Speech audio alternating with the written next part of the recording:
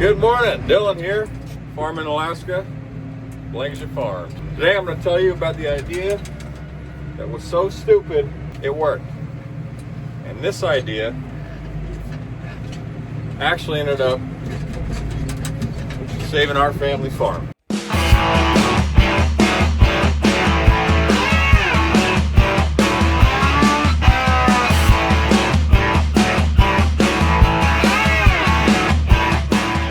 Now granted, I didn't come up with this idea. It's been around. Rebaling. What is rebaling? Well, you take one of these big guys and you turn it into square bales. Now why would you do that, Dylan? Most people are asking. Isn't it just cheaper and quicker to make squares in the field? You're right, it absolutely is. However, I farm in a rainforest. And this rainforest has a lack of teenagers who want to buck bales.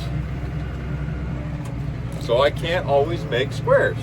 I can almost always make rounds. But still, why would I do it? Well, when you take hay per ton, they're 25, 50, I've even seen 100% more profitable than rounds. What I'm doing right now is I'm actually loading up some rounds to turn into squares today, and I'll show you how the process works. So I'll tell you how we got into it and why we keep doing it. Before I get into it, it is my professional goal to get out of it. I hate doing it. It's a lot of man hours. It's hard on equipment, and it's just a chore in the winter I don't like doing.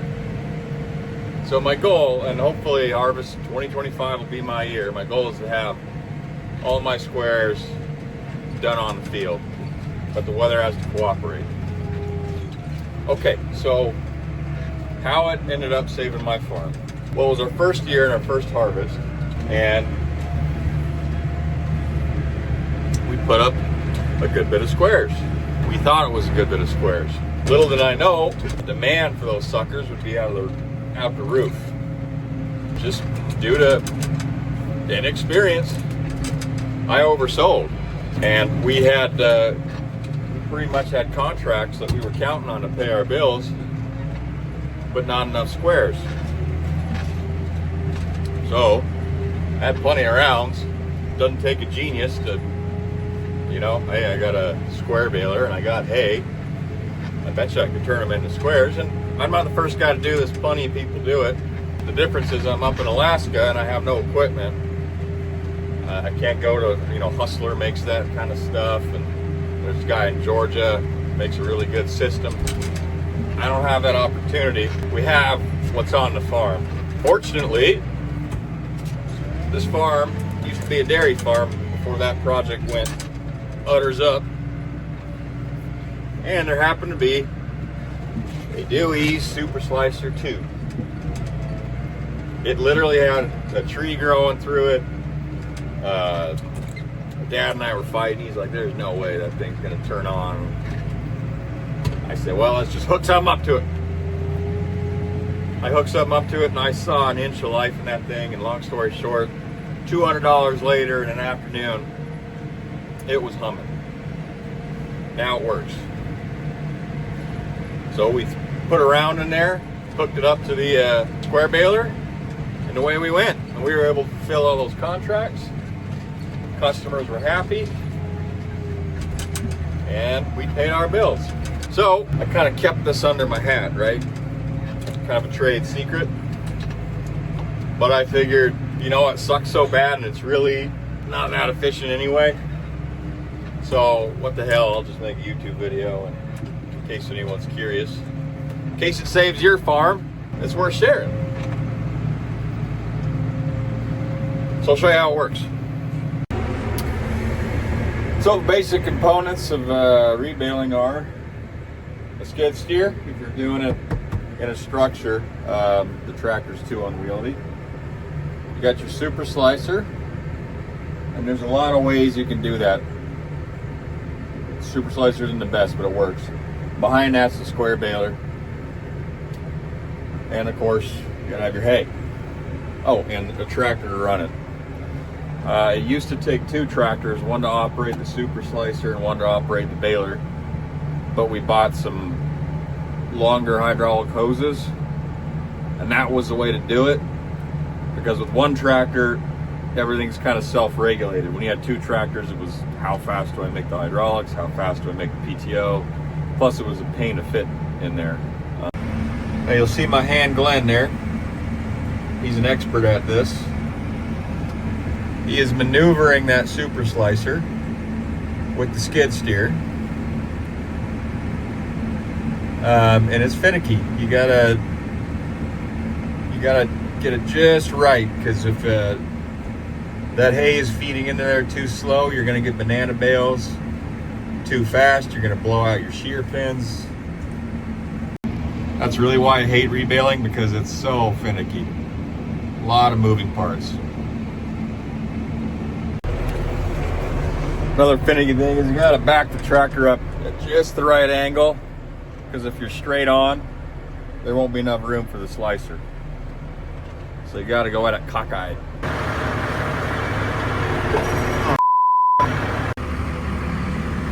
As you can tell, a stationary baler makes quite a mess. So every 50 bales, you pretty much gotta stop and clean everything out, because it's one hell of a fire hazard. So here we are, trying to line it up. Slicer, baler. As you can see, they almost kind of did that little trick on purpose. A problem with that, I can't find parts for it anymore. The tie rod on there, I think, is actually from a Subaru, so it works. Glenn using the skiddy, get that thing lined up just right. Here's the whole setup: hydraulics, PTO, baler, hydraulics, super slicer, tie into the slicer. Hay will go in there. We'll roll, we'll get chopped up, fed into the baler.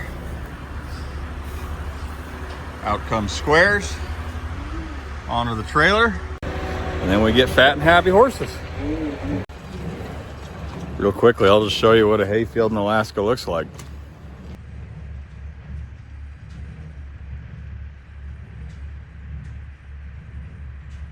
Right, here comes Glenn. Nice juicy looking bale. Grab my lever.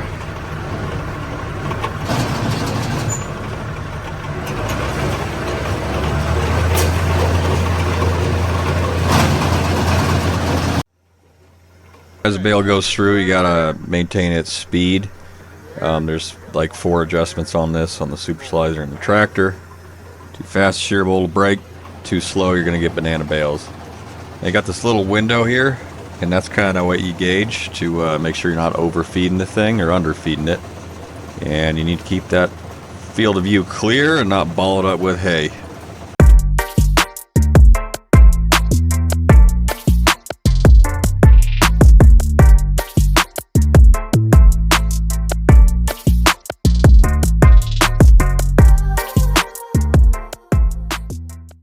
Well, there you have it, folks.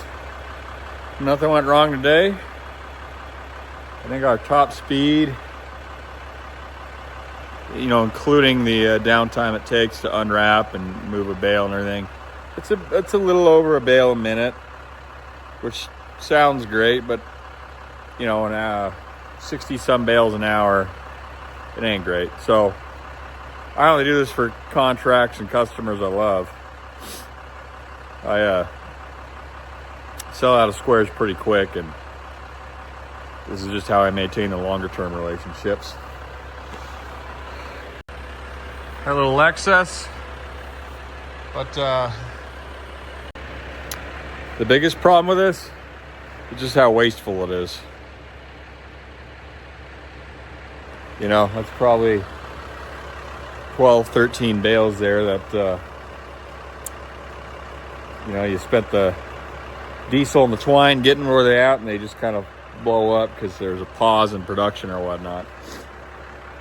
But we don't let it go to waste. We'll scoop it up and feed it to our own critters, or use it as bedding. Once it gets on the dusty floor, I don't like to throw it back into a square. So that's what saved our family farm there that first year. And we still do it once in a while when we sell squares and people really need them. The profit margin isn't great on rebaling, but there is one. This has been Farming Alaska. Thanks for watching. This has been Dylan. Like and subscribe if you want to see more of this content. I'll see you around the farm.